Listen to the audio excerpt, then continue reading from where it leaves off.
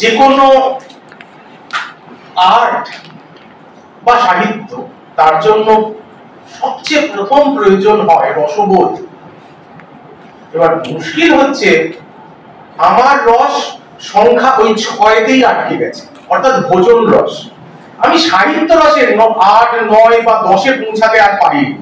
ফলে যদি রসবোধের অভাবের কারণে আমার কোনো ত্রুটি থাকে, প্লিজ এটা একটু মার্জনা করবেন এবং আমাকে সাজেশন দিলে আমি এটাকে নিজের মতো করে আরেকটু গুছিয়ে নেব বা একটু ভালো করে ছাত্রদের কাছে প্রেজেন্ট করতে পারব।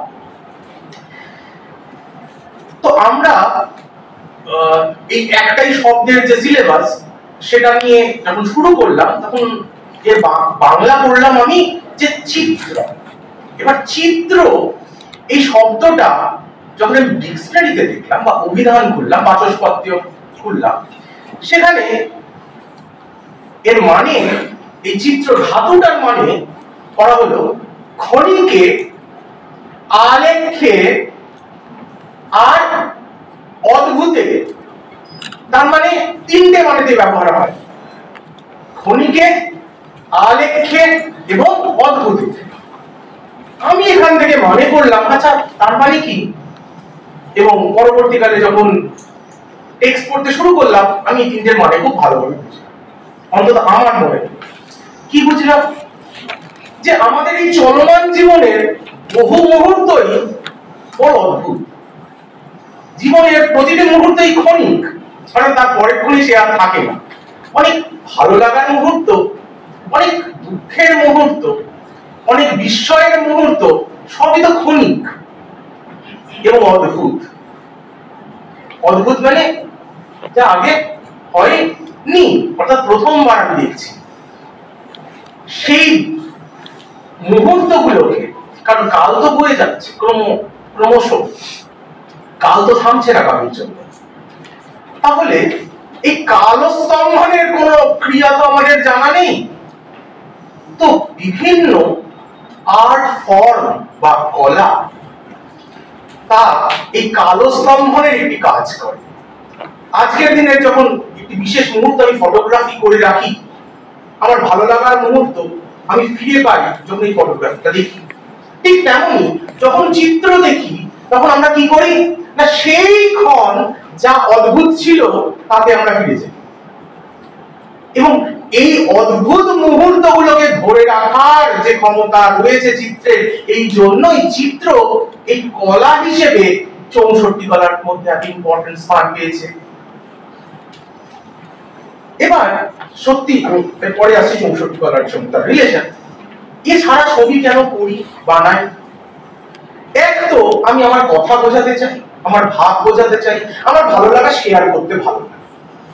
তো মানুষের স্বভাব সমাজবদ্ধ জীব, তো সে নিজের আবেগকে যখন শেয়ার করে তো কিসের মাধ্যমে করবে? ভাষায় করবে। আচ্ছা ভাষায় কি সবাই সমান পটু হয়? হয় না। তাই সে নতুন নতুন ফর্ম চেষ্টা করে নিজেকে এক্সপ্রেস করার, কারণ সবার সমান দক্ষতা সমস্ত বিষয়ে হতে পারে না।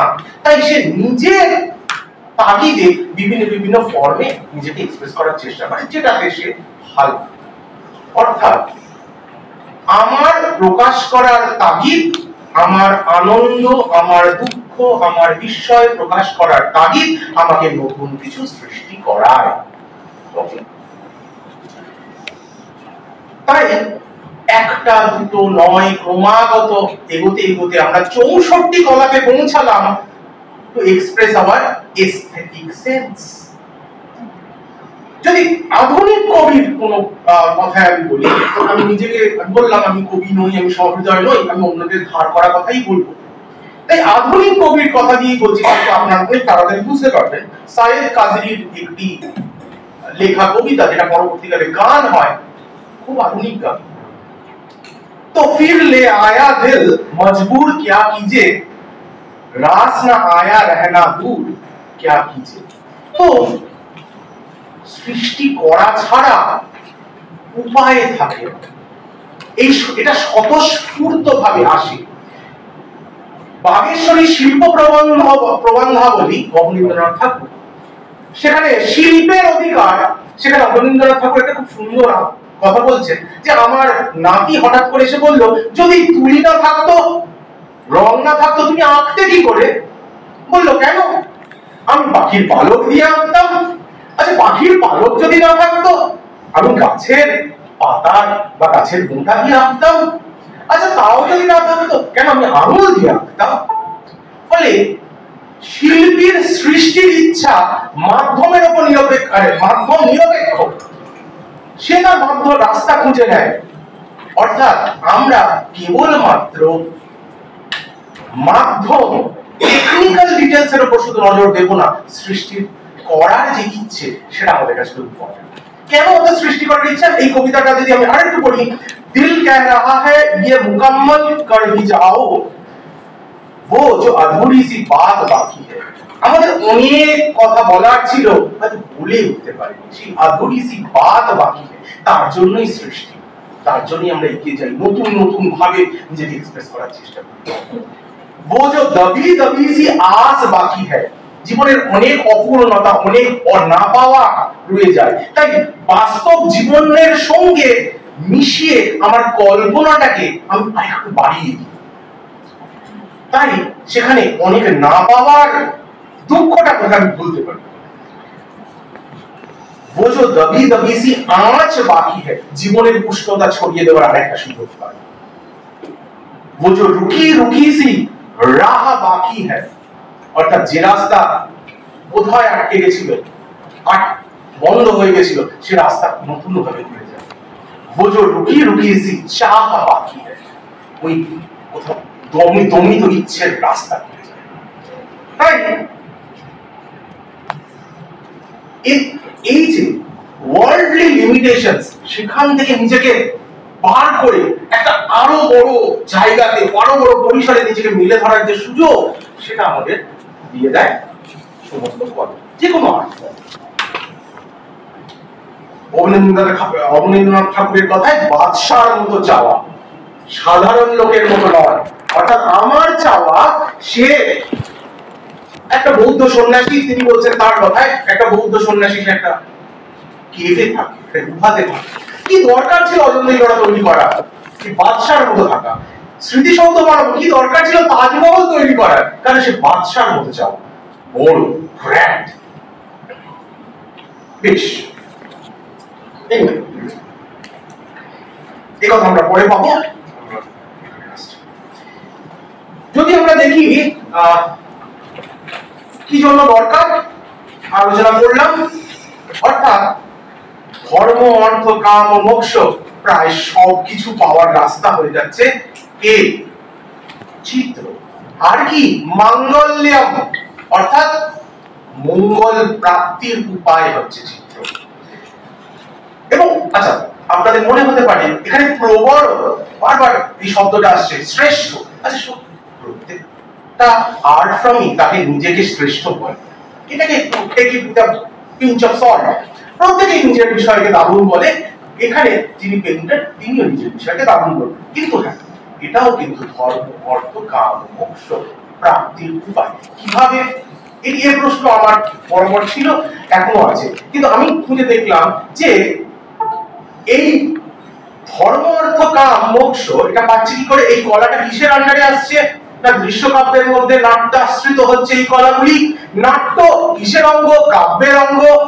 আর কাব্যের দ্বারা ধর্ম, অর্থ, কাম, মোক্ষ প্রাপ্তি হয়, কিন্তু আমরা পড়েই এসেছি, প্রত্যেকে আমরা পড়ে এসেছি যে কিভাবে কাব্যের দ্বারা, ঠিক তেমন ভাবে যেভাবে কাব্য শাস্ত্র, কাব্যাঙ্গ দয়া সেই ধর্ম, অর্থ, কাম প্রাপ্তি করিয়েছিল, ঠিক তেমন ভাবে কলাদের দ্বারাও, এই 64 কলার দ্বারাও আমাদের ধর্ম, অর্থ, কাম প্রাপ্তি করিয়েছিল। গায়ত্রী কবচ খুব সুন্দর করে বলছে, চতুষ্ষষ্টি কলা বিদ্যা ঈশ্বরী প্রতীতি বর্ধনম। তো এই যে ঈশ্বর লাভের ক্ষেত্রে এগিয়ে নিয়ে যায় আমাদের, ঠিক? কারণ আমরা দেখবো চিত্রশিল্পের মূল আলোচনা কিন্তু শুরু হবে প্রতিমা লক্ষণ, পরবর্তীকালে আরো ডিটেইলে। এই হচ্ছে 64 কলার ছবি। এই 64 কলার মধ্যে খেয়াল করে দেখুন, ওই 5 নম্বরে রয়েছে আলেখ্য। অর্থাৎ আঁকা। তার পরবর্তীকালে রয়েছে মেকআপ, বডি পেইন্টিং, এটাও তো এক রকমের পেইন্টিং। আজকের ট্যাটু, অবভিয়াস। এই যে পরে 37 নম্বর আছে বাস্তুবিদ্যা, যে এটা কিভাবে রিলেটেড, কারণ বাস্তুবিদ্যার পার্ট হিসেবেও কিন্তু বহু গ্রন্থে চিত্রশিল্প আলোচনা করা হয়েছে। তাই বাস্তুতে অর্থাৎ একটা থাকার জায়গা কত সুন্দর হবে তার উপরে নির্ভর, অনেকগুলো জিনিস নির্ভর করে। যেমন এখানে পুষ্পবিন্যাস, রং ইত্যাদি যখন রয়েছে, তেমন ভাবে কিন্তু চিত্রকলাও একটি উপায় যার দ্বারা আমার বাস্তুকে বা আমার থাকার জায়গাকে আমি আরো সুন্দর করে দেব। যেমন কি পেয়েছি আমরা শুরু থেকে না, ভীমবেটকা, অনেক কেভ পেইন্টিংস, যদি মেজর কেভ পেইন্টিংস বলে ভীমবেটকা পেয়েছি। এবং স্যার বলছেন ইতিহাস, সত্যি এটা ইতিহাসের অনেক আগে, অর্থাৎ প্যালিওলিথিক, মেসোলিথিক, নিওলিথিক, চলকোলিথিক সমস্ত স্তরেই প্রায় আমরা বিভিন্ন কেভ পেইন্টিং পেয়েছি। এখানে কিন্তু মানুষ নিজের আনন্দে পেইন্টিং করেছে। পরবর্তীকালে পেইন্টিংটা একটা শাস্ত্রে যখন রূপান্তরিত হয়, তার কিছু গুরুত্ব আমরা পরবর্তীকালে পাচ্ছি। কি প্রথম চিত্রসূত্র, তার এটা বিষ্ণু ধর্মোত্তর পুরাণের, এটা ম্যাডাম বলেছেন একটু আগে, বিষ্ণু ধর্মোত্তর পুরাণের 35 থেকে 43 নম্বর অধ্যায়ে বিষ্ণু ধর্মোত্তর পুরাণে চিত্রকলা সম্বন্ধে বলা হয়েছে। মজা হচ্ছে এর পরের 43টা চ্যাপ্টারে তারা বলেছেন প্রতিমা নির্মাণ অর্থাৎ স্কাল্পটিং এর কথা। সেটা আমরা বাদ দিয়েছি, কারণ চিত্র নিয়ে আমাদের আলোচ্য বিষয়। চিত্রকে বলা হয়, স্কাল্পটিং কে বলা হচ্ছে শিল্প, আর পেইন্টিং কে বলছি চিত্র। ওকে, বিষ্ণু ধর্মোত্তর পুরাণের 3য় অধ্যায়ের প্রাথমিক অংশে এই 64 কলাদের যে পারস্পরিক নির্ভরতা, সেটাকে এস্টাবলিশ করা হয়েছে, কিভাবে একটা অন্যের সঙ্গে জড়িয়ে রয়েছে। তারপরে চিত্র লক্ষণ, লগ্নজিতে পরবর্তীকালে আমরা দেখব সমানাঙ্গ সূত্রধার, এটা কিন্তু আর্কিটেকচারের টেক্সট, তার পার্ট হিসেবে আমি পেইন্টিংকে পাচ্ছি। তারপরে অপরাজিত বিচ্ছক, এটাও আর্কিটেকচার, মেইনলি আর্কিটেকচারের জন্য। পরবর্তীকালে মানসোল্লাস, এখানে পেইন্টিং এর চ্যাপ্টার পেয়েছি। অভিলাষিতার চিন্তামণি, সেখানে পেয়েছি শিবতত্ত্ব রত্নাকর, চিত্রকর বধূ, শিল্পরত্ন, নারদ শিল্প, সরস্বতী শিল্প, প্রজাপতি শিল্প, কাশ্যপ শিল্প, একেবারে টেকনিক্যালি শিল্পশাস্ত্রের বই। সত্যি কথা বলতে আমি সবগুলো দেখতে পারি, কিন্তু হ্যাঁ মেজরগুলো আমি দেখেছি। এই বইগুলো আমার একটু পছন্দ হয়েছে, আমি সেই জন্যই, যেহেতু এটা আমরা নিজেরা যারা পড়াই তাদের নিজেদের আলোচনার একটা জায়গা, আমার মনে হয়েছে এইগুলো একটু দেখলে একটু সহজ হয় পড়াশোনাটা।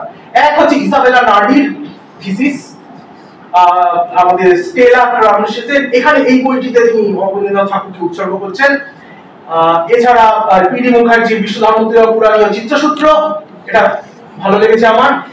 টার্মগুলো প্রচুর টেকনিক্যাল টার্ম, যদি একসাথে অল্প জায়গার মধ্যে দরকার হয় তাহলে এই টেক্সটটা মনে হচ্ছে খুব ভালো, এই আর্টিকেলটা। এবং অবনীন্দ্রনাথ ঠাকুরের বাগীশ্বরী শিল্প প্রবন্ধমালা তো বলারই বাহুল্য, কলকাতা ইউনিভার্সিটি থেকে পাবলিশ হয়েছিল। ঠিক আছে, দুটো ভলিউমে দুরকম নাম আছে, আমি দুটো এডিশনে, ঠিক আছে, একটা বাগেশ্বরী ছিল এবং বাগীশ্বরী ছিল, দুটো এডিশনে দুরকম নাম আছে, সেটা বলে দিলাম। তো ফিলোসফির কথা বলেছিলেন ম্যাডাম, তো চিত্রের ফিলোসফি আমি অ্যাভয়েড করতে চেয়েছিলাম, ঠিক আছে, এই ম্যাডাম বলে দিয়েছেন, ফলে আমাকে এটা বলতে হচ্ছে। তো আমরা চিত্রে কি করি? চিত্র কি? বিম্ব প্রতিবিম্ব, প্রকৃতি বিকৃতি, অর্থাৎ যা রিয়েল ওয়ার্ল্ড, তা যদি হুবহু শুধু পেন্টিং এ করি তাহলে কি সেটা ভালো পেন্টিং হয়? যা দেখলাম শুধু সেটাই যদি আমি ছবি তুলি তাহলে সেটা ভালো ফটোগ্রাফি হয়? হয় না। কেন হয় না? কারণ এখানেই হচ্ছে বিকৃতি, অর্থাৎ তার সম্ভাবনা, আমার ইচ্ছে, আমার ভাব, আমার দেখার দৃষ্টি তাতে সংযুক্ত হয়ে যায় যখন, তখন সেটা একটা ভালো, কারণ সেখানে আমিটাও জুড়ে গেলাম, আমার দেখা, অর্থাৎ সেটা আর নিরপেক্ষ রইল না, তার সঙ্গে একটা part of me being attached. এইটা হচ্ছে সেখান থেকে। কিন্তু হ্যাঁ, কেন দরকার? কারণ ধরুন যে লোকটি আমার সামনে নেই তাকে মনে করার জন্য আমার তার ফটোগ্রাফি দরকার হয়। চিত্রাস্য ছবিতে আঁকা ঘোড়া কিন্তু অরিজিনাল ঘোড়া নয়, আমরা সবাই জানি ওটা অরিজিনাল ঘোড়া নয়, কিন্তু তাকে দিয়ে কি আমাদের কাজ চলে না? কিছুটা কাজ চলে, তাকে মনে করার কাজ, বোঝানোর কাজ, দৃষ্টান্ত স্থাপনের কাজ। ওকে, তো এই যে বিম্ব এন্ড প্রতিবিম্ব অর্থাৎ যা বিস্তার, খুব ইন্টারেস্টিং কথা ম্যাম যেটা বলছিলেন নাদব্রহ্মের কথা, স্থাপত্যবিদ্যার পার্ট হিসেবে চিত্র পেয়েছি আমরা। আচ্ছা, স্থাপত্যবিদ্যাতে শুরুতেও রয়েছে দেখুন সেখানে যে কেন্দ্রস্থান তাকে বলে ব্রহ্মস্থান। তো স্থাপত্য পুরুষ যিনি, তার যে কেন্দ্রস্থান তাকে কি বলি? ব্রহ্মস্থান। ফলে এই যে ব্রহ্মস্থান, এখানেও দেখুন এই যে স্যাক্রিলাইজেশনের যে পদ্ধতি, সেটাকে সাধারণের জগতের থেকে তুলে নিয়ে এখানে সাধনার স্তরে স্থাপন করার যে ইচ্ছে, প্রসেসের মধ্যে দিয়ে, কারণ এখানে আমি বললাম, কারণ দেবশ্রীতি নেই, দেবশ্রীতি জানার গবেষণা গ্রন্থে ফিফথ চ্যাপ্টারটা খুব ইন্টারেস্টিং, সেখানে তিনি কাব্যের যে বিভিন্ন এলিমেন্ট সেগুলোর সঙ্গে তুলনা করেছিলেন ছবির। তো সেখানে তিনি ভালো সুন্দর দেখিয়েছেন যে কাব্যেও যখন আমরা দেখি যে স্থায়ী ভাবগুলো রসে রূপান্তরিত হচ্ছে, সে ব্রহ্মানন্দের সমান। তো এও এক ব্রহ্মানন্দের প্রাপ্তি ঘটায়, এক অদ্ভুত আনন্দের প্রাপ্তি ঘটায়। হয়তো ব্রহ্মানন্দ সহোদর, হয়তো ব্রহ্মানন্দ সমান না হলো, কিন্তু তার কাছাকাছি তো বটেই। ব্রহ্মানন্দ নয়, হয়তো তার কাছাকাছি তো বটেই। এই আনন্দের পথ সে দেয়, তাই একেও আমরা সমান শ্রদ্ধার সঙ্গে দেখলাম। আচ্ছা, ছবি তো আঁকলাম, মানে বেসিক্যালি শিল্প চিত্র দুটোকে খুব আলাদা করা হয়নি সবসময়। তো যদি বলি কোথায় করা হয়েছে, এক হচ্ছে অন পেপার, অন ক্যানভাস চিত্রজ, লেপজ অর্থাৎ মাটি দিয়ে তৈরি করা হলো, মোল্ডেড স্যান্ডেল বেস দিয়েও করা যেতে পারে, ব্রাউন ফ্লাওয়ার দিয়ে করা যেতে পারে। পাকজ অর্থাৎ যেটা মেটাল, লোহা গলিয়ে, বিভিন্ন মেটাল গলিয়ে যে মূর্তি তৈরি করা হলো, সেটা একটা ফর্ম। শস্ত্রকীর্ণ অর্থাৎ খোদাই করে তৈরি করা হয়েছে, সেটা পাথরে খোদাই হতে পারে, সেটা কাঠে খোদাই হতে পারে, সেটা রত্নে খোদাই করা হতে পারে। এইবার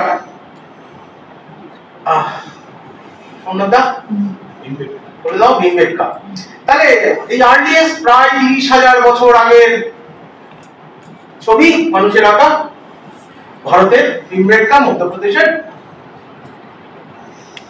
এটা দক্ষিণ ভারতের একটি গণেশ মূর্তি, আমরা হয়তো দেখতে পাবো। এই যে গণেশ, এই যে শুনুন, ঠিক আছে, এই কান, এটা খুব খুব ডিফিকাল্ট। এই যে এইখানে, হ্যাঁ, এই যে গণেশ, এইখানে চোখ, এই গণেশের মূর্তি। ওকে, অজন্তা কেভ পেইন্টিংস, জাস্ট আমি ছবিগুলো দেখিয়ে যাচ্ছি, তারপরে চিত্রসূত্রে আমরা বলেছি 35 থেকে 43 নম্বর অধ্যায়ে আমরা ছবি সম্বন্ধে আলোচনা করেছি। আচ্ছা, এখানে সবচেয়ে ইম্পর্টেন্ট, ছবি তো অনেকদিন ধরেই মানুষ বুঝছেন, জানছেন, কিন্তু প্রথম ছবি আঁকলো কি, রেকর্ডিংস কি বলছে? তো বিষ্ণু ধর্মোত্তর পুরাণ বলছেন ফার্স্ট ছবি আঁকলেন এই দুজন ঋষির মধ্যে, নর এবং নারায়ণ, তারা প্রথম ছবি। কি দরকার পড়লো? তত পরম প্রবক্ষ্যামি চিত্রসূত্রম তবানঘ পূর্বশী সৃজিতা পূর্বম চিত্ররূপাৎ নিপাত্যতে। এই আমরা এই নারায়ণ, নর এবং নারায়ণ দুই ঋষির মধ্যে নারায়ণ তিনি যখন লোকহিতের জন্য সাধনা করছে, সেই সময় অন্য দেবস্ত্রীরা এসে তাকে বিরক্ত করছে, তো তাদের আটকানোর জন্য তিনি কি করলেন না, আমের রস দিয়ে সহকারস্য রসম গৃহ্বা সহকার রসম গৃহ্বা তিনি ছবি আঁকলেন। কার ছবি? সে হচ্ছে উর্বশী, এবং সে ছবি এতই সুন্দর যে বাকিরা লজ্জায় চলে গেল। ঠিক আছে, তার মানে কতটা ডেভেলপড ফর্ম অফ পেইন্টিং সে সময় রয়েছে আমরা দেখতে পাচ্ছি। এবার চিত্র এবং নৃত্য দুটোই ত্রিলোকের অনুকৃতি করতে পারে। অর্থাৎ ত্রিলোক সে যা যা কিছু আছে এই দুটির দ্বারাই বোঝানো সম্ভব। অর্থাৎ বাস্তব মানে চোখের সামনে যেটা দৃষ্ট হচ্ছে এবং অদৃষ্ট দুটোকেই রিপ্রেজেন্ট করা খুব সহজ হয়ে যায় নৃত্য এবং চিত্রের মাধ্যমে। অন্য আর্ট ফর্মগুলোতে কিন্তু এত সহজ হয় না। এখানেও আমরা দেখব নৃত্যেও যেমন ভাব অঙ্গ রূপাঙ্গ দিয়ে বোঝানো হচ্ছে, চিত্রেও তাই। এই ডিটেইলসে আমরা পড়ে আসবো। তার মানে নৃত্য কিন্তু খুব ইম্পর্টেন্ট চিত্রের জন্য, ঠিক আছে? তো সেখানে আমরা দেখলাম যে চারি করণ অর্থাৎ জেস্টার পোজেস এই সবগুলো যখন ফ্রিজ করে দিচ্ছে একটা মোমেন্টে, ঠিক আছে? একটা নাচের অনুষ্ঠানের যখন ছবি তুলি যেমন, তাতে গুড ফটোগ্রাফি যখন করি, নর্মাল ফটোগ্রাফি নয়, তখন আমরা কি করি আসলে সেই সময়টাকে ধরি, সেই ভাবটাকে ধরি, ঠিক আছে? তার আবেগ সেটাকে আমরা ধরতে চেষ্টা করি। ছবি ডান্সের একটা ফ্রোজেন মোমেন্ট। এখানে তার মধ্যে ব্যালেন্স, রিপোজ, সিমেট্রি সবগুলো কিন্তু ছবিতে এবং শিল্পে মানে স্কাল্পচার রয়েছে। কিন্তু স্কাল্পচারের থেকে ছবি একটা বেটার অপশন। কেন? কারণ স্কাল্পচার 3D, তার কিছু আরো বেশি লিমিটেশনস থাকে। ফলে স্পেস, ডিসটেন্স, টাইম প্রভৃতি যে কমপ্লেক্স আইডিয়া সেটা ছবিতে যত ভালো বোঝানো সম্ভব স্থাপত্যে বোঝানো সম্ভব নয়, স্কাল্পচারে বোঝানো সম্ভব নয়। এই জিনিসগুলো কি আমি খুব ডিটেইলে পরে বলছি, তাহলে সুবিধা ছবি দিয়ে বললে। আমরা বেদ পড়ার সময় বেদাঙ্গ বলি। আমরা কটা বেদাঙ্গ জানি? 6টা, তাই তো? বেদাঙ্গ কি কাজে লাগে? না বেদাঙ্গের সাহায্যেই বেদকে বুঝতে সাহায্য হয়, তাই তো? তাই বেদকে বুঝতে যা যা প্রয়োজনীয় তা হচ্ছে বেদাঙ্গ। তেমনি চিত্রকে বুঝতে যা যা প্রয়োজনীয় এই 6টি জিনিস। অবনীন্দ্রনাথ ঠাকুরের কথায় বলতে গেলে পৃথিবীর কোন শিল্পকারী এই 6টি কে অস্বীকার করতে পারে না। অর্থাৎ এখানে হচ্ছে ইউনিভার্সাল স্ট্যান্ডার্ডস। কি? সাদৃশ্য, সিমিলারিটি। অর্থাৎ আমি আঁকতে গেলাম রাম, হলো হনুমান, ঠিক?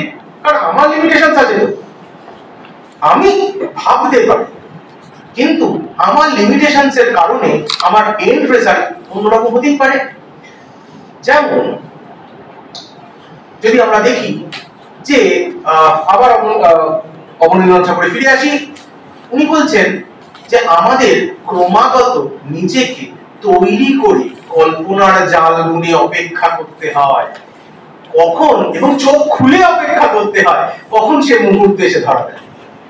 তো সেই ধরার জন্য আমাকে নিজেকে প্রিপেয়ার থাকতে হয়। তাই রচনার তাগিদ আমারও অন্যেরও, কিন্তু যে যত প্রিপেয়ার সে তত ভালো তার কল্পনাকে ধরতে পারে।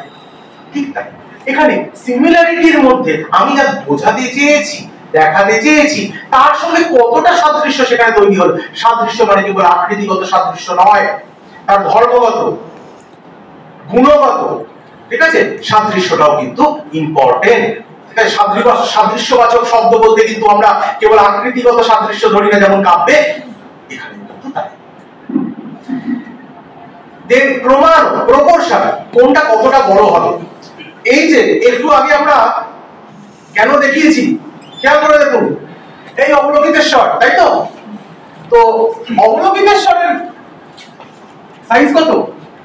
তাই সবকিছু বাহ্যিক প্রমাণ হয় না মা, কেবলমাত্র বাহ্যিক আকার দিয়ে হয় না, মানসিক আকারটাও আকার। অর্থাৎ আমি তাকে আমার কাছে সে কতটা বড় তার হাইটই বুঝিয়ে দিয়েছি ছবিতে, বাকিটা ছোট ছোট ছোট ছোট। কেন? ইম্পর্টেন্স। তাই বাহ্যিক পরিমাপও যেমন গুরুত্বপূর্ণ, তেমনি মানসিক পরিমাপ সেটা কিন্তু আমার কাছে গুরুত্বপূর্ণ। নেক্সট আসছি রূপভেদ। অর্থাৎ প্রত্যেকটা মানুষ যেহেতু আলাদা, প্রত্যেকটা জায়গার মানুষ আলাদা, বাচ্চা বা বুড়ো প্রত্যেকের বয়স ভেদে তারা আলাদা, ঠিক আছে, স্থানগত, জাতিগত বিভিন্ন কারণ একটা পার্বত্য মানুষের যে ফর্ম হবে আর বা দাক্ষিণাত্যের যে মানুষের ফর্ম হবে বা পাঞ্জাব প্রদেশের যে মানুষের ফর্ম তারা আলাদা। তো এই প্রত্যেককে আলাদা করতে পারার ক্ষমতা হচ্ছে এই ফর্মেট ডিফারেন্সিয়েশন তৈরি করার ক্ষমতা। রূপভেদ, এটা ইম্পর্টেন্ট পয়েন্ট। বর্ণিকা ভেদ, বর্ণিকা ভেদ মানে কালার ডিফারেন্সিয়েশন। প্রত্যেকটা কালারের নিজের ভাষা আছে, তাকে কার সাথে কি যায় না সেটাও বোঝা। সেই আলোচনা আমরা ডিটেইলে এখন দেখবো না, এগিয়ে যাচ্ছি। ভাব, অবভিয়াস আমার ইমোশনস আমি কিভাবে কেবলমাত্র চরিত্র এঁকে, আমার প্রোটাগনিস্ট এঁকে আলম্বন বিভাগকে উপস্থিত করে আমি যেমন আমার কাব্যের ভাব, স্থায়ী ভাব রসে রূপান্তরিত হয় না, আমার উদ্দীপন বিভাগ লাগে, এছাড়াও আরো অন্যান্য ছোট ছোট ছোট ভাবের সমষ্টি লাগে। এখানেও তার মেন চরিত্রের পাশেও কিন্তু আমাকে অনেক কিছু দিতে হয় যাতে সেই ভাবটা প্রকাশ করাতে পারি। এবং তার জন্য অঙ্গ, উপাঙ্গ, প্রতিটি ছোট ছোট ভাব আমরা দেখব যে নাট্যেও যেমন প্রতিটা উপাঙ্গ, ঠোঁট, চোখ, নাক, মুখ, প্রত্যেকটা কিভাবে আঁকলে কি ভাব প্রকাশ পায় তার উপর দক্ষতা থাকা প্রয়োজন। লাস্ট হচ্ছে লাবণ্য যোজনা, ঠিক আছে। তো আমরা খুব ইন্টারেস্টিং জিনিসটা যখন আমরা দেখি লেজার কাটিং একটা মূর্তি তৈরি হলো আর হাতে কাটা মূর্তি, তাতে হয়তো সেই পারফেকশন নেই হাতে তৈরি মূর্তিতে, কিন্তু তা বড়ই চোখটা কেন, কারণ তাতে লাবণ্য আছে। এই জিনিসটা লবণ থেকে লাবণ্য, অর্থাৎ কেন ভালো লাগছে সবসময় হয়তো বলতে পারবো না, কিন্তু অদ্ভুত ভালো লাগে। না থাকলে বোঝা যায়, থাকলে হয়তো বুঝতে পারি না ওটা, কিন্তু না থাকলে বুঝতে পারি কিছুটা নেই। ওকে, তাই এই মনোগ্রাহিতা তৈরি করার যে ক্ষমতা সেটা যেন থাকে। রূপভেদা প্রমাণানি ভাবকামনম যোজনম সাদৃশ্যম বর্ণিকামঙ্গ ইতি চিত্র সাধনম। নেক্সট 5 রকম মেল ফিগার: হংস, ভদ্র, মালব্য, রুচক, শাসক। ঠিক আছে, 5 টাইপস অফ মেল ফিগারস এর বর্ণনা হচ্ছে। কেন? কারণ বডি মেজারমেন্টের ডিফারেন্স, ঠিক আছে। আমরা যখন কত পোরশনে মেজার করব, প্রতিটা অঙ্গের মেজারমেন্ট চেঞ্জ হয়ে যাবে তার ফ্রেম অফ এ থেকে। একজন নর্থ ইস্টের যে মানুষ বা আমি যদি বলি সিকিম বা নর্থ ইস্টের কোনো মানুষ, তার যে বডি স্ট্রাকচার হবে, তাকে যখন আঁকবো সে কিন্তু 1/7 হবে না, হেড টু বডি 1/7 হবে না, 1/6 হবে। একটা বাচ্চাকে যখন তার মাথাটা বড় থাকে বডির তুলনায়, চেঞ্জ হয়ে যায়। তো এই 5 রকম পুরুষের বর্ণনা। কত আঙুল দিয়ে বর্ণনা মাপা হচ্ছে, এক একজন বিভিন্ন জায়গায় আলাদা আলাদা ভাবে মাপা হয়, এখানে আঙুল দিয়ে মাপা হচ্ছে। কোনটা কত এই ডিটেইলসে আমরা দেখব। আরো প্রিসিশন যখন দরকার হয় কোনো কিছু মাপার, আমরা দেখব যে একেবারে পরমাণু 8 পরমাণু পর্যন্ত মাপ পর্যন্ত তারা আরো প্রিসিশন। কারণ ছোট থেকে ছোট জিনিস তৈরি করতে পারে। পরে আমরা মিনিয়েচার পেইন্টিং দেখেছি, ঠিক আছে, প্রচুর মিনিয়েচার পেইন্টিং দেখেছি, ম্যানস্ক্রিপ্ট পেইন্টিং দেখেছি, যেখানে খুব ছোট জায়গার মধ্যে পেইন্টিং করতে হয়। তাই এই প্রপোর্শনের মাপ কিন্তু ছোট থেকে আরো ছোট। তাই কত ছোট পর্যন্ত যাওয়া যেতে পারে দেখেন। নাট্যশাস্ত্রে আমরা পেয়েছি 6টি অঙ্গ, 6টি উপাঙ্গ, তার আন্ডারে আবার ভাগ ছিল। এখানে ষট পঞ্চাশৎ প্রত্যক্ষ পেয়েছি আর 6টি অঙ্গ পেয়েছি, ঠিক আছে। 6টি অঙ্গ এবং ষট পঞ্চাশৎ অর্থাৎ 56 উপাঙ্গ পেয়েছি। অর্থাৎ এতগুলো জিনিসের প্রত্যঙ্গের অ্যাকুরেট মাপ বা প্রপোর্শন দ্বারা কিন্তু ডিসক্রাইব হচ্ছে। প্রতিটা জায়গা, সেটা চিবুক হতে পারে, সেটা চোখ, মেজারমেন্ট। মেল ফিগার হলে কেমন হবে, ফিমেল ফিগার হলে কেমন হবে, তার ডিটেইলড বর্ণনা কিন্তু আমরা পাচ্ছি। সেই জটিলতায় আমরা এক্ষুনি যাচ্ছি না, কারণ আমরা আইবিসি এই ছাত্রদের পড়াচ্ছি, তো সেটা আমাদের মাথায় রেখে। তাই অঙ্গ প্রত্যঙ্গ মানে না যথা পঞ্চ নরাস্মিকা, মহিলাদেরও 5টি টাইপে ভাগ করেছে, স্ত্রী ও পঞ্চ তথা কেয়া। এবার আচ্ছা, এবার মুশকিল হচ্ছে একটি পুরুষ একটি মহিলা দুজন পাশাপাশি আছে, তখন মেজারমেন্টটা কি করে হবে? তখন একটু একটু একটু নামিয়ে দাও, ঠিক আছে, কাঁধের সমান করে দাও, ঠিক আছে, কারণ অনেক সময় প্রবলেমটা হয়। এবার দেখবো কোনো কোনো জায়গা দিতে ব্যতিক্রম হয়েছে, সেটা আসছে। কিন্তু ইনিশিয়াল স্ট্রাকচারে ফিমেল ফিগার একটু হাইটে শর্ট হয় বলে ধরা, মানে ইন্ডিয়ান স্ট্যাটিস্টিক্স ও তাই মোটামুটি দেখা যায় ব্যতিক্রম আছে, কিন্তু তুলনামূলকভাবে পুরুষদের হাইট একটু বেশি। Safe observation.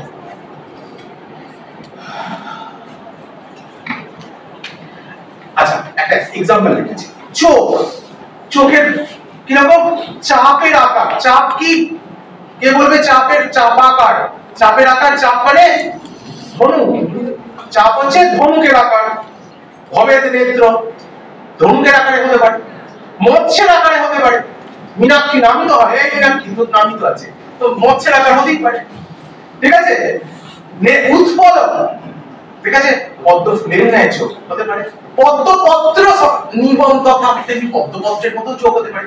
প্রত্যেকটার মানই আছে। বটাকৃতি মহারাজ পঞ্চকম পরিকৃতিতা, 5 রকম চোখের শেপ বলে দিল, ঠিক আছে। মৎস্যোদরাকৃতি, মাছের পেটের ন্যায়, মৎস্যোদরাকৃতি কার্যম নারীনাম কামিনীনাম তথা। ওকে, কামিনীদের মৎস্য মানে ওই ইমোশনটা, তার মেন্টাল স্টেটটা এক্সপ্রেস করতে পারে ছবি। ওকে, নেত্রম উৎপল পত্র অভম নির্বিকারস্য সরস্বতী। এই যে যদি আমরা দেখি এই উৎপল পত্রের মতো যদি থাকে, ঠিক আছে, পদ্মপাপ, তাহলে সে নির্বিকার। তাই যখন ধ্যানী অর্ধনিমিলিত আক্ষি কাউকে দেখছি, ঠিক আছে, যে নিবিষ্ট চিত্তে রয়েছে বা চিত্তা যদি কেউ হয়, তার চোখ কিনতে কেন বলেছি যে এইভাবে করলে মানুষ বুঝে নেয় তোমার ভাবটা। তেমনি চুল, আমি একটা উদাহরণ দিচ্ছি কারণ সব বিউটিফুল ওয়েভি হেয়ার্স, তো কিরকম তরঙ্গ ভঙ্গি, ঠিক আছে, তরঙ্গ ভঙ্গের ন্যায়, ঢেউয়ের ঢেউ খেলার জন্য ফাইন সূক্ষ্ম, ঠিক আছে। এছাড়া কিরকম না একদম তেল চুকচুকে, বিউটিফুল উইথ ন্যাচারাল অয়েল, ঠিক আছে, ন্যাচারাল অয়েল। তারপর অনেকে রাফ চুলেরও ভাগ হচ্ছে, তাকে ছবিতে বোঝানোর চেষ্টা চলছে, ঠিক আছে।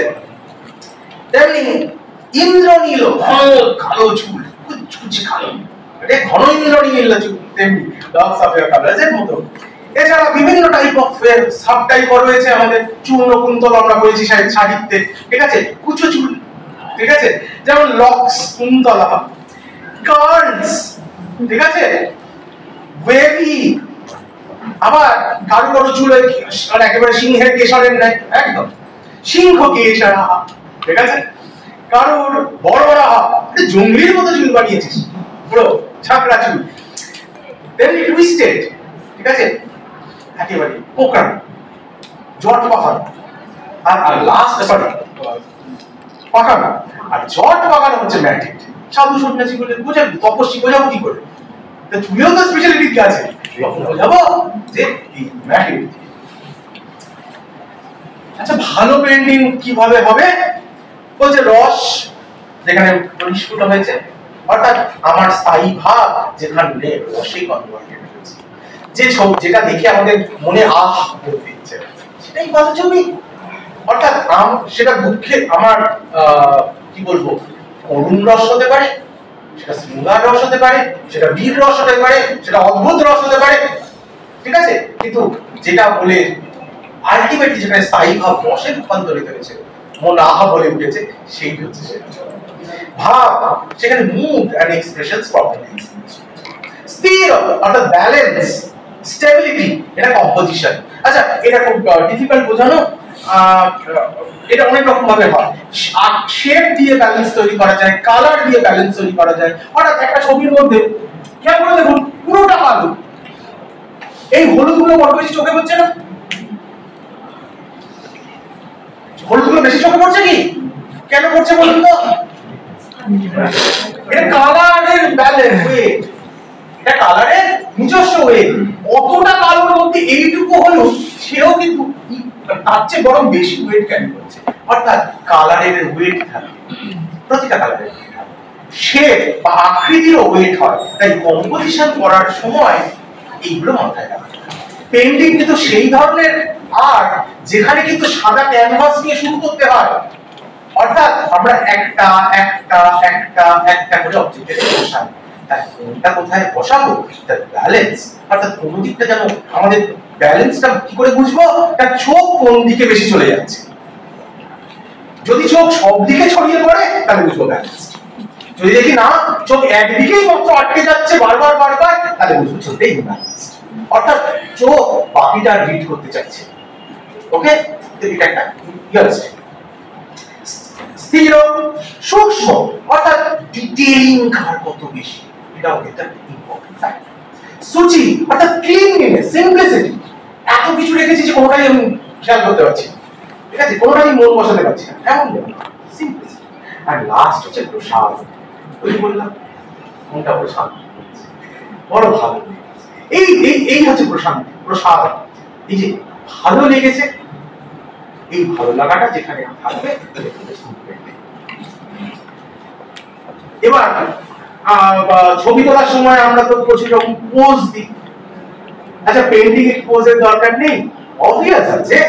আচ্ছা, 9টা পোজের কথা চিত্রসূত্র বলছে, ঠিক আছে। Front view, back view, bed position, ঠিক আছে, অর্ধ বিলোচন, ঠিক আছে, এটা পার্শ্বগত হবে, পার্শ্বগত হবে, পরাবৃত্ত, বিভিন্ন রকম পশ্চাৎ, অর্থাৎ কোনটা পেছন থেকে একটু ভাগ দেখা যাচ্ছে, বিভিন্ন রকম, ডিরেক্ট শুধু ব্যাক, শুধু ফ্রন্ট, কখনো mainly front, different kind of posies তারা এক্সপ্লোর করছে। এবং প্রত্যেকটা পোজে বিভিন্ন রকম মানে তারা বুঝছেন যে এই পোজে থেকে এই মানে বোঝা যায়। তাই যখন আমরা কোনো আর্ট ফর্মে, যখন কোনো পোজে কোনো মূর্তিকে আমরা দেখছি, তখন কিন্তু আমরা সেখান থেকে মানে বুঝতে পারি অনেকটা যে সে কোন অবস্থায় আছে।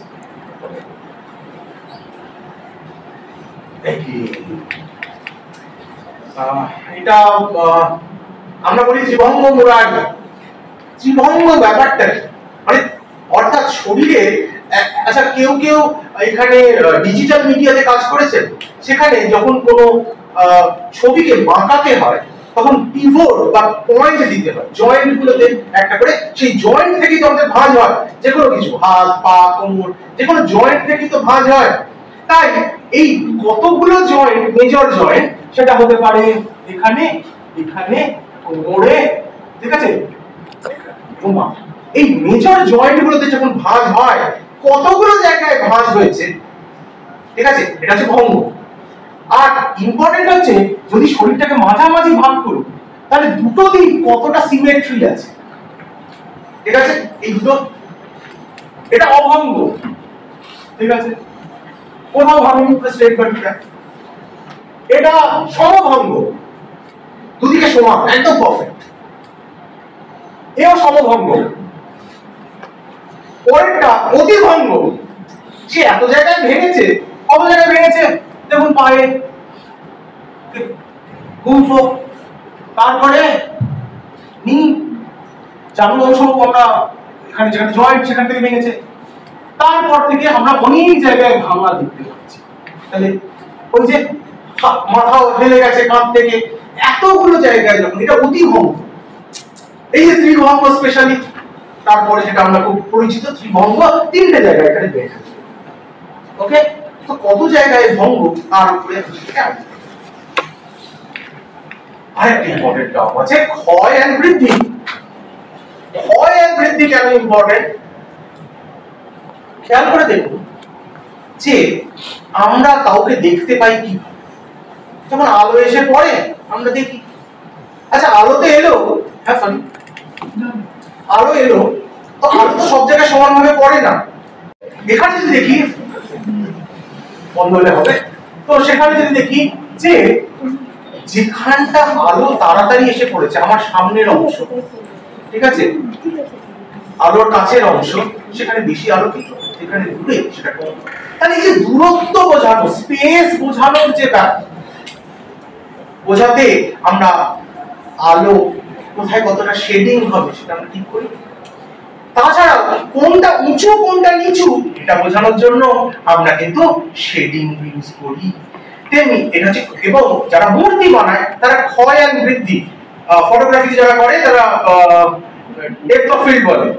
অর্থাৎ আমি ধরে নিলাম আমি নাকে ফোকাস করেছি, এই নাক থেকে নাকের একটা লেয়ার, এই নাকের লেয়ার থেকে কতটা কমালে আমি এই গাল পর্যন্ত পৌঁছাবো, এই গাল থেকে কতটা পৌঁছালে আমি এই চিবুক পর্যন্ত পৌঁছাবো, এই চিবুক থেকে কতটা কমালে এই বুক পর্যন্ত পৌঁছাবো। মাপ আছে তো, এক্সাক্ট মাপ, এটা হচ্ছে ক্ষয়। আবার আমি যদি এই ঠোঁটটাকে লাইন ধরি, আমি এখান থেকে কতটা বাড়ালে নাকের শেষে পৌঁছাবো, কতটা বাড়ালে কপালে পৌঁছাবো, এটা হচ্ছে বৃদ্ধি। অর্থাৎ একটা সার্টেন জায়গা থেকে কতটা এগোবো বা কতটা পেছাবো দিয়ে আমি পুরো মেজারমেন্টটা নেব। কোথায় আমি বেস ধরেছি, এটা হচ্ছে ক্ষয় আর বৃদ্ধি। এর উপরে দাঁড়িয়ে আছে পুরো শিল্প কলা, প্রতিমা লক্ষণ। তেমনি ভাবে দাঁড়িয়ে আছে চিত্র। চিত্র যে দেখুন না, তার মাথার দিক থেকে আমি দেখছি, অর্থাৎ তার মাথাটা বড়, পার্সপেক্টিভ চেঞ্জ হয়ে গেল। সায়েন্স অফ ফোর্স অর্ডারিং এটাকে বলে ইংরেজিতে।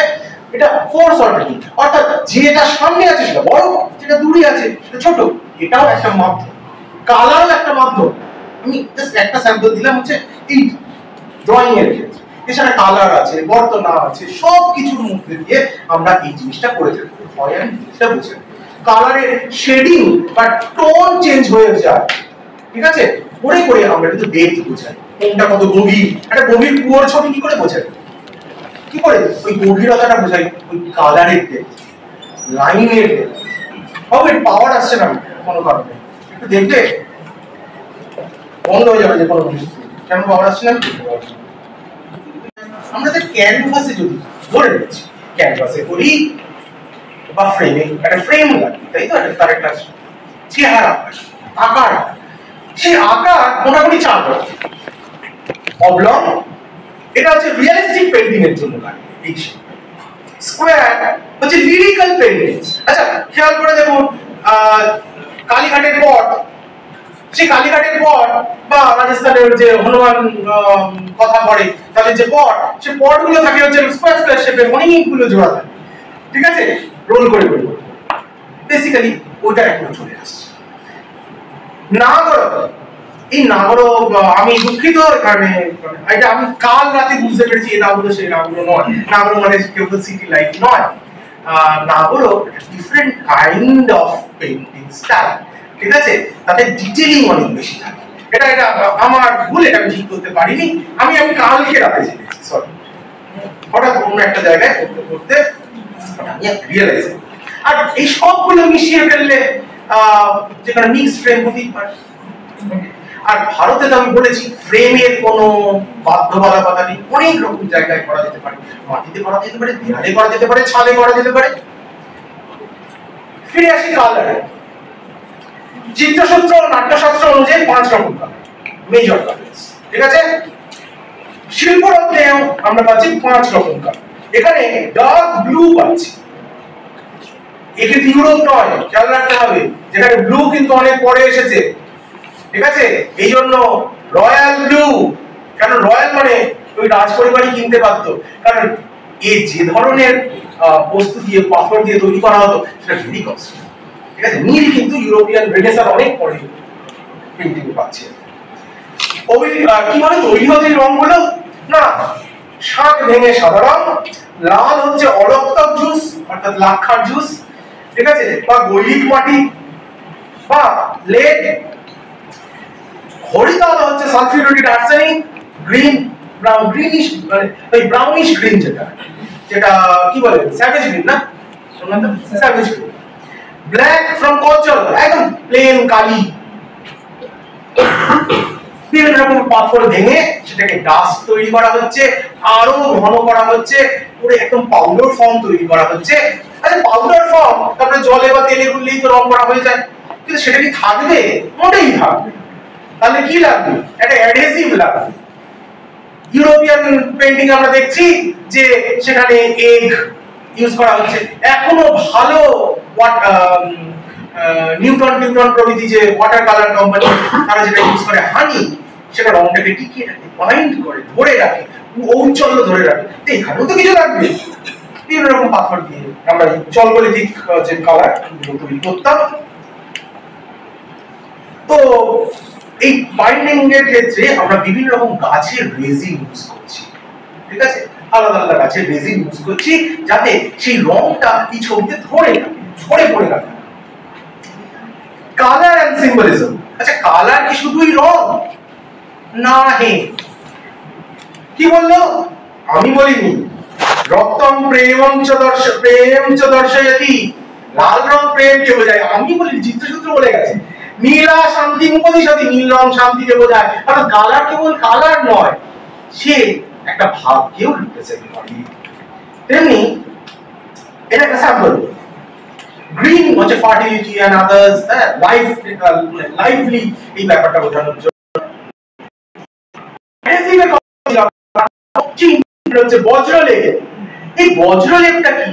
মানে এমন শক্ত প্রলেপ যে তা সে আর তোলা যায় না, খুব হার্ড বাইন্ডিং। সেটা কি দিয়ে হতো?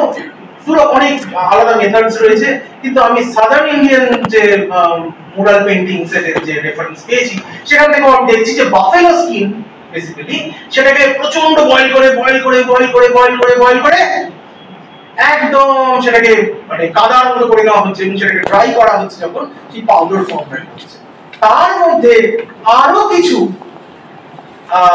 ন্যাচারাল হার্ব দিয়ে সেটাকে বাইন্ডিং পাওয়ারটা তৈরি করা হচ্ছে। খেয়াল রাখতে হবে ন্যাচারাল মানে হিউম্যান অ্যানিমাল ফ্যাট কিন্তু খুব important, essential as a binder. যেমন গাছের রেজিন ইম্পর্টেন্ট, তেমনি আমরা ছোটবেলায় দেখেছি পড়েছি যে যখন ঠাকুরের এত আর্টিফিশিয়াল কালার তৈরি, ঠাকুরের রং তৈরি হওয়ার পর গর্জন তেল লাগানো হতো। কেন? কারণ তখন ফিক্সেটিভ ছিল না। ফিক্সেটিভ মানে রংটা নষ্ট হয়ে যাবে না, উপরে একটা কোটিং ল্যাকার্ড, এখন যেমন ল্যাকার্ড কোটিং হয়, ঠিক আছে, চকচক করলে অথচ রংটা নষ্ট হবে না, তখন ছিল এই।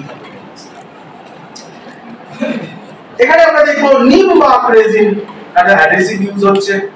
এটা সব জায়গায়, সব রেজিন সব জায়গায় ব্যবহার করা যায় না, কারণ নিম বার্কের রংটা কিন্তু অ্যাম্বার কাইন্ড। কারণ অ্যাম্বার কাইন্ড হওয়ার জন্য, একটু হলদে বাদামি রং হওয়ার জন্য এটাতে যখন ব্রাউন, কালো এই ধরনের রঙের সঙ্গে এটাকে অ্যাডহেসিভ ইউজ করা যায়, কারণ সেটা অরিজিনাল রংটাকে নষ্ট করবে। তেমনি আলাদা আলাদা রঙের ক্ষেত্রে আলাদা আলাদা অ্যাডহেসিভ তৈরি করার ব্যবহার আমরা পাচ্ছি এবং তার রেশিও পাচ্ছি।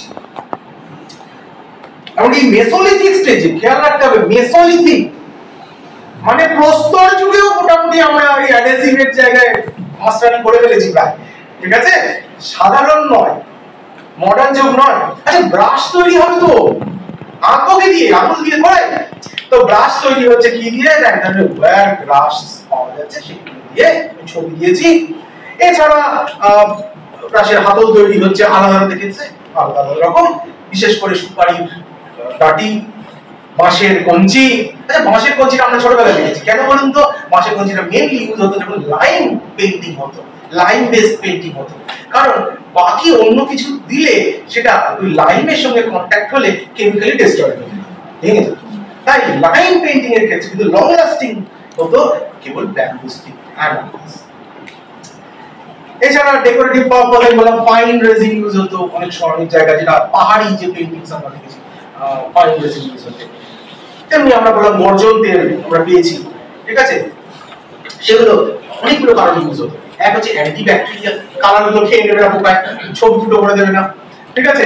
তেমনি ন্যাচারাল ফিক্সেটিং, আর তারপরে এ ছবির যে লেয়ার, কালারের যে লেয়ার সেটাকে ধরে রাখতে হবে, কারণ তাতে ইলাস্টিসিটি আছে রেজিন, সেই গ্লাসটাকে ধরে রাখে একটা লেয়ার, কিছুতেই ঝরে পড়ে যেতে পারে না। আচ্ছা এবার আসি স্কেচিং। আচ্ছা ছোটবেলায় আমরা দেখেছি স্কেচ করতে শিখেছি, এরকম এরকম লাইন টেনেছি, এরকম এরকম লাইন টেনেছি, ডট ডট ডট ডট, ছোটবেলায় বাচ্চাদের এখনো স্কুলে পড়াতে হয়। তো বেসিক তিন রকমের স্কেচিং এর কথা বলছি। এক হচ্ছে পত্রজ, ক্রস লাইন, ক্রস হ্যাচ বলি আমরা আজকের দিনে। স্টাম্পিং, স্টাম্পিং হচ্ছে এই পুরো শেডিং এর পরে সেটাকে একটু ব্লার করে দিয়ে ব্লেন্ড করি, সুন্দর করে মিলিয়ে দিই লাইনগুলোকে, একটা স্মুথ। যখন আমাদের আলো এসে পড়ে গালে তখন বা হাতে, তখন কি আমাদের লাইন সবসময় হয়ে যায়? কোথাও আলো আঁধারিটা যেন এক জায়গায় গিয়ে মিশে যায়, এই স্টাম্পিং হচ্ছে সেই কাজটা করে, এই ট্রানজিশনটা স্মুথ করে। আর ডটস, বিন্দু বিন্দু ডট ডট ডট দিয়ে দেখুন, ওই হচ্ছে বিন্দু যোগ, মাঝেরটা স্টাম্পিং, ঠিক আছে, ক্রস হ্যাচ, বোঝা গেল? বিন্দু যোগ কি দরকার? ওই লাইফ তৈরি করার জন্য। এই যে স্টাফ, এটা কাগজের স্টাফ, নরমাল পেপার স্টাফ। এবার পেন্টিং করতে গেলে লোকাস, আমরা বলেছিলাম, একটু আগে আলোচনা করেছিলাম, দু রকমের ভাগ ছিল কাজকে, মুভেবল আর ইমুভেবল।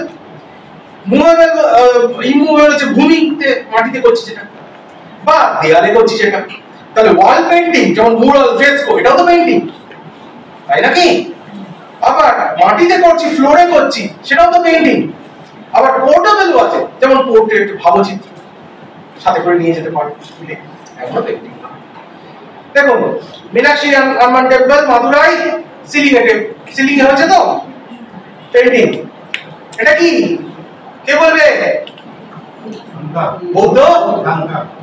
সরি, হাঙ্গা নয়, এটা কাগজ নয় কিন্তু, এটা মাটিতে তো মন্ডালা। তো এই যে মন্ডালা বুদ্ধিস্ট কি দিয়ে হয়? ধুলি দিয়ে, মানে কালার ডাস্ট দিয়ে হয়। তাহলে ধুলি চিত্র হতে পারে। এই দেখুন কি ডিটেইলড। আমাদের প্রিয় আলপনা, সেও তো ছবি, ঠিক আছে। রঙ্গোলি, সে কি ছবি নয়? সে তো ধুলি চিত্র। আচ্ছা, ভালো পেন্টিং,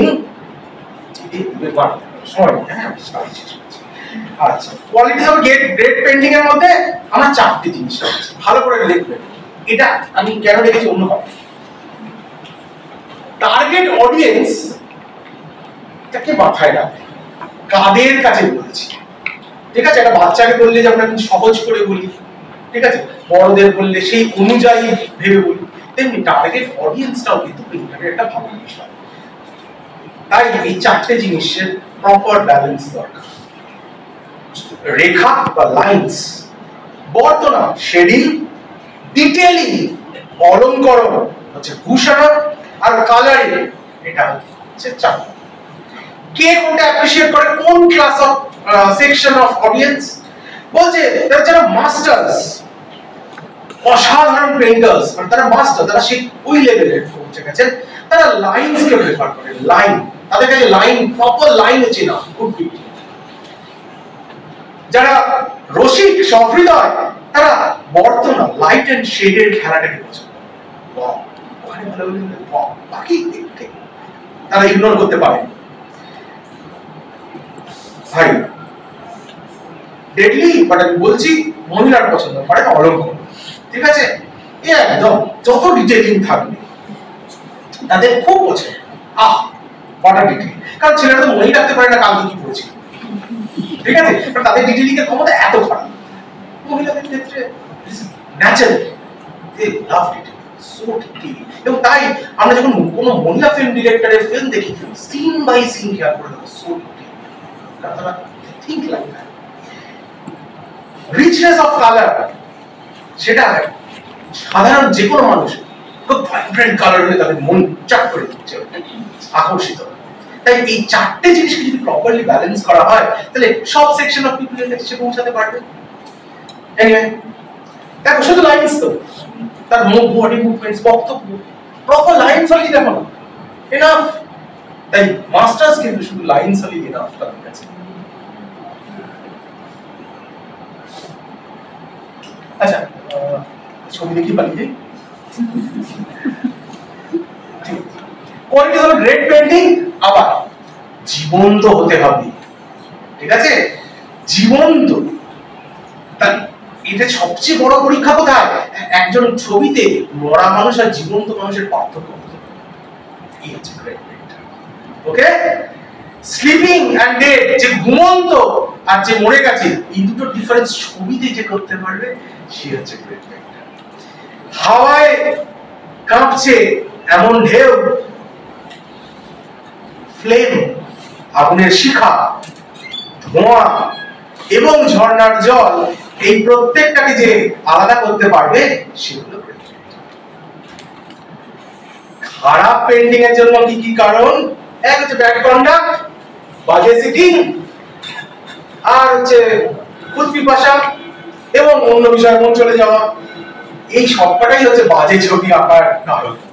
তাই আমাদের মনে রাখতে এই কটা ছটফট ছটফট এই কারণগুলোকে অ্যাভয়েড করলে তবে সবকিছু জানা সত্ত্বেও আমি করতে পারবো না।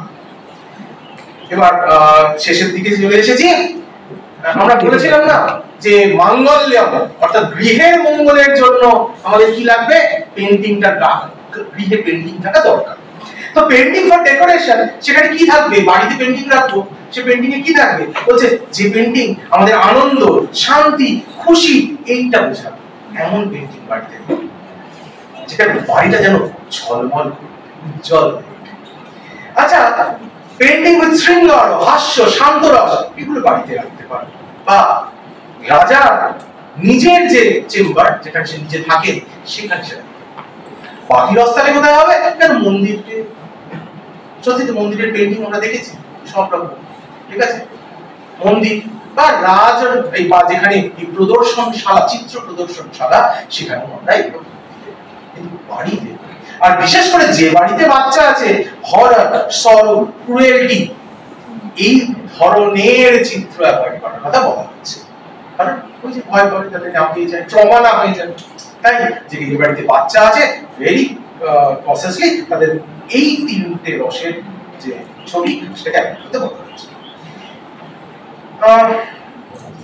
ফর্মাল আমাদের যেমন সংস্কৃত, বাকি, অপভ্রংশ, পালি, বিভিন্ন রকমের ভাষার ক্রমবিস্তার হয়েছে, মডার্ন ইন্ডিয়ান ল্যাঙ্গুয়েজেস এসছে, তেমনি ছবিও তো তার শিল্পের শাস্ত্রের বাইরে এসেও তারা নতুন নতুন করে এক্সপেরিমেন্ট করেছে।